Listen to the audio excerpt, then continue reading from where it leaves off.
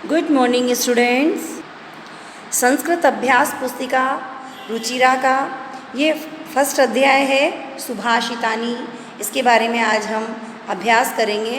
तो देखिए स्टूडेंट्स, सबसे पहले लिखा है इस अभ्यास पुस्तिका में कि सुभाषित किसे कहते हैं। तो सबसे पहले हम सुभाषित के बारे में जानेंगे। अर्थात जो सुभाषित पद है वह दो शब्दों के मेल से बना हुआ है, सु प्लस भाषित। अर्थात सु का मतलब होता है सुंदर और मधुर तथा भाषित का मतलब होता है कहा गया वचन। इस प्रकार सुभाषित जो शब्द है उसका अर्थ हुआ सुंदर वचन, मधुर वचन अर्थात मीठे वचन, यानी लोगों को अच्छे लगने वाले और प्रिय लगने वाले वचन ही सुभाषित कहे जाते हैं। तो प्रस्तुत पाठ जो है ये पाठ, इस पाठ में शुक्ति मंजरी, नीति शतम, मनुस्मृति, शिशुपाल वधम और पंचतंत्रम से रोचक यह विचार परक श्लोक इसमें से लिया गया है। यानी इसमें जितने भी श्लोक है वह हमारे इतनी सारी जो किताबें हैं उनमें से ये लिए गए हैं। तो सबसे पहला जो श्लोक है वो है हमारा गुणा गुणगेषु गुणा भवन्ति ते निर्गुणं प्राप्य भवन्ति दोषाः सुस्वादुतोयाः प्रभवन्ति नद्य समुद्रमासाद्य भवन्त्यपेयाः। अब देखिए हम अन्वय देखेंगे इसका।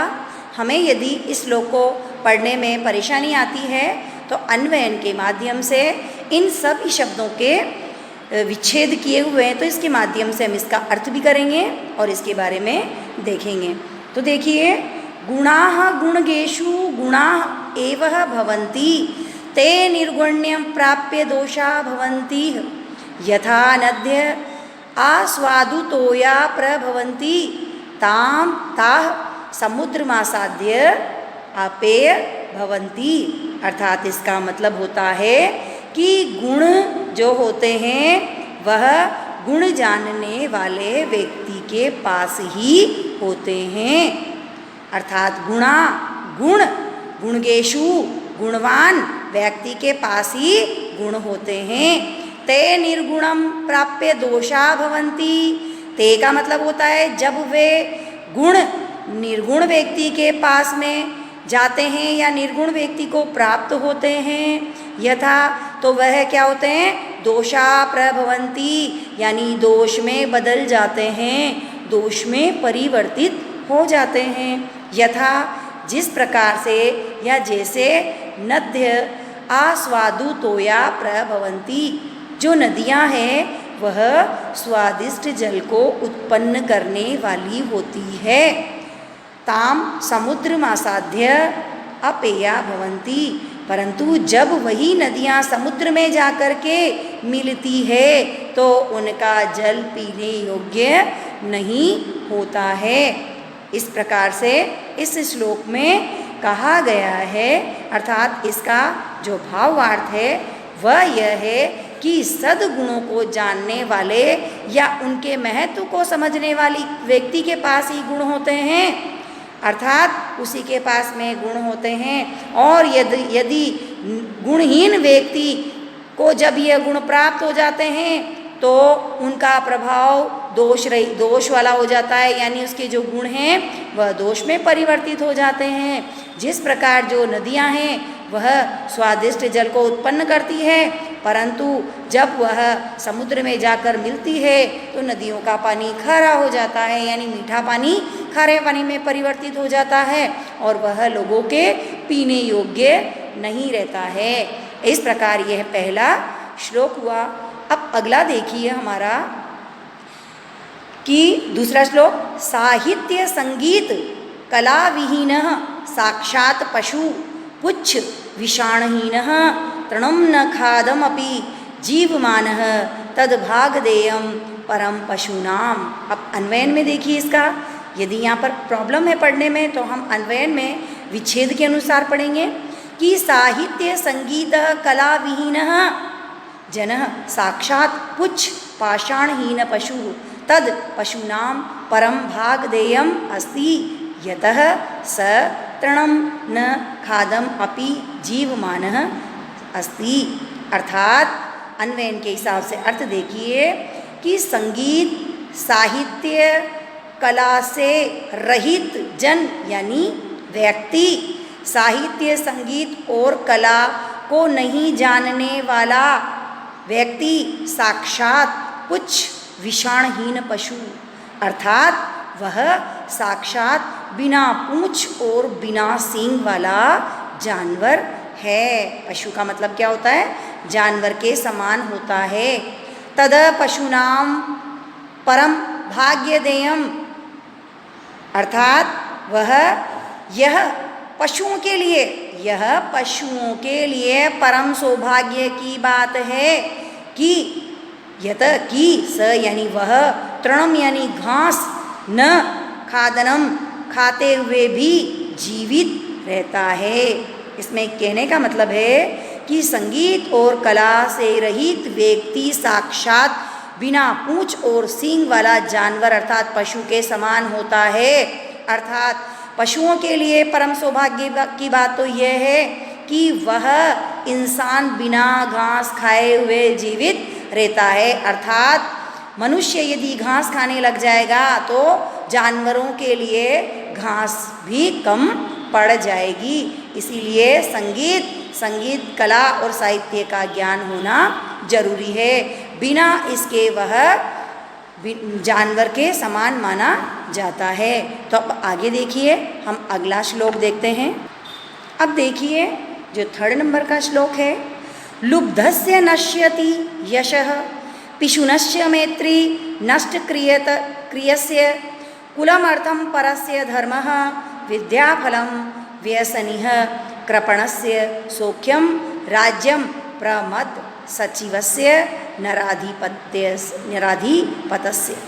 अर्थात अन्वयन में देखिए क्या है अन्वयन में कि लुब्धस्य यशः पिशुनस्य मैत्री और नष्ट क्रियस्य कुलम अर्थपरस्य धर्मः व्यसनिनो विद्याफलं कृपणस्य सौख्यम प्रमद सचिवस्य नराधिपतस्य राज्यम नश्यति है ना।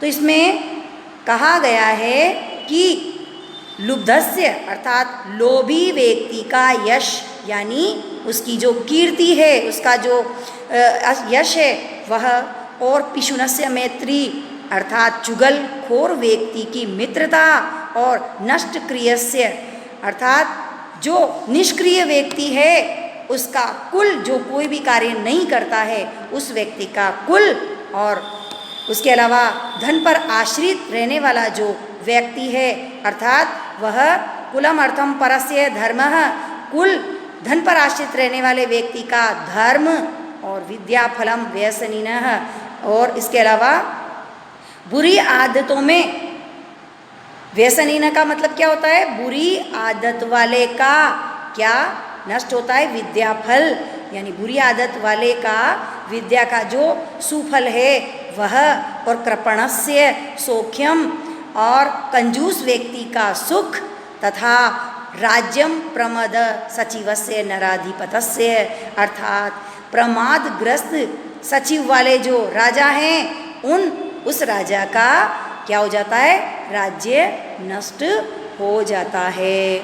इस प्रकार इस श्लोक का जो भावार्थ है वह कहने का मतलब ये है कि जो व्यक्ति लोभ करता है उस व्यक्ति का कोई मित्र नहीं रहता है, और जिस व्यक्ति में क्रियाशीलता नष्ट हो जाती है उसके वंश का क्या हो जाता है? उसका वंश समाप्त हो जाता है। और जो व्यक्ति धन को महत्व नहीं देता है उसका धर्म उसके साथ नहीं होता, अर्थात जो धन को महत्व नहीं देगा उसके साथ धर्म भी नहीं होता है।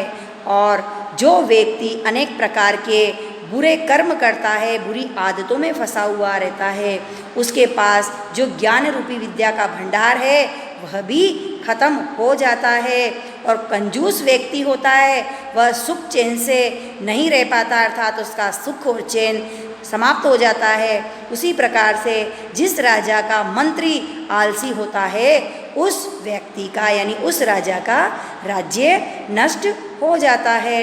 तो यह तीसरे श्लोक का भावार्थ, अन्वयन और इसका हिंदी अनुवाद था। अब आगे देखिए जो हमारा 4 नंबर का है, इसमें लिखा हुआ है कि पीत्वा रसम तु कटुकम मधुरम समानम माधुर्य एवं जनन्य मधुमक्षिकासो, अर्थात ये संतस्तथैव सम सज्जन दुर्जनानां श्रुत्वा वचः मधुरशुक्तयरसम सृजन्ति। अर्थात अन्वयन के हिसाब से देखो, असोह असो मक्षिकाम तु कटुकम रसम मधुरम समानः पीत्वा माधुर्य एवं जनयेत तदा एव सन्तः संसज्जनः दुर्जनानां वचः श्रुत्वा मह शुक्त और शुक्त रसम सृज्यन्ति। इसमें कहने का मतलब है कि असो यानी यह जो मधुमक्खियाँ हैं वह तो कटुकम रसः मधुरम समान है, अर्थात कड़वे और मीठे कड़वे रस को पी करके वह क्या करती है, मधुरता को ही उत्पन्न करती है। अर्थात जो मधुमक्खियाँ हैं वह कड़वे और मीठे रस को पी करके भी मीठापन अर्थात मधुरता को ही उत्पन्न करती है। उसी प्रकार से यानी जनयेतः तथा एव सन्तः सम सज्जनः दुर्जनान वचनम श्रुत्वा, उसी प्रकार ही जो सज्जन व्यक्ति होता है, सज्जन, वह दुर्जनों के वचनों को भी सज्जनों के समान सुनकर वह क्या करता है, मधुर शुक्ति रस का निर्माण करता है। यह हमारा अन्वयन है। अब भावार्थ जो होगा इसका वो ये है कि सज्जन व्यक्ति है वह दुर्जनों के कड़वे वचनों को भी सज्जनों के वचनों के समान सुनते हैं, लेकिन उनके हृदय पर यानी उनके प्रति दुष्टता का जो व्यवहार है वह उसका प्रयोग नहीं करते हैं, अपितु वह तो केवल मधुरता का व्यवहार करते हैं। जिस प्रकार से जो मधुमक्खियाँ होती है वह कड़वे रस को भी पीती है और मीठे रस को भी पीती है, अर्थात दोनों रस को पीने के बाद भी वह शहद को ही उत्पन्न करती है। तो इस प्रकार से स्टूडेंट आज मैंने जो आपका पहला अभ्यास है सुभाषितानी, उसके 4 श्लोक पूरे करवाए। आपको चारों श्लोकों का PDF सेंड किया जाएगा और आपको बुक्स की अलग से बनानी है और फर्स्ट चैप्टर से उनका वर्क करना है। चारों अभ्यास का PDF दिया जाएगा, चारों श्लोकों का, और उन्हीं का वर्क आपको दिया जाएगा, करना है वह आपको।